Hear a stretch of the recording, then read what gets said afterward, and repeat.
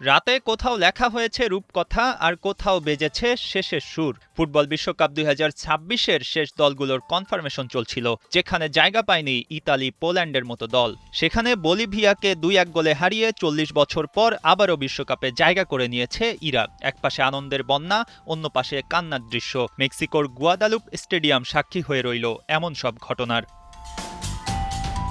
১৯৮৬ সালের পর দ্বিতীয়বার বিশ্বকাপের টিকিট পেল ইরাক। ওয়েস্ট এশিয়ার দেশটিতে যেন আনন্দের শেষ নেই। বলিভিয়ার বিপক্ষে জিততেই হতো। জয়টা বলিভিয়া পেলে তাদেরই মিলত বিশ্বকাপে খেলার সুযোগ।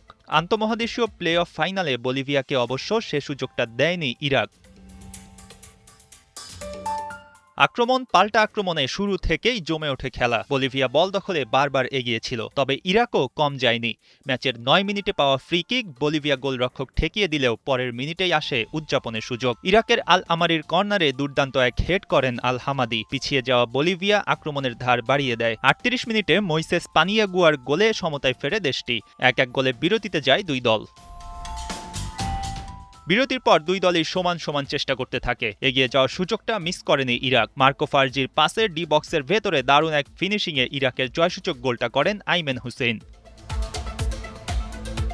হুসেইনের ওই গোলেই ২-১-এ ম্যাচ শেষ করে মধ্যপ্রাচ্যের দেশ ইরাক। আসন্ন বিশ্বকাপে খেলবে ৪৮টি দল, আর ৪৮তম দল হিসেবে জায়গাটা পাকা করে নিয়েছে হামাদি হুসেইনরা। ফুরিয়েছে তাদের ৪০ বছরের দীর্ঘ অপেক্ষা। ভাটা শেষে ইরাকে এখন আনন্দের জোয়ার। জায়গা যখন হয়েই গেল, এবার দেশটি চাইবে বিশ্বকাপেও চমক দেখাতে।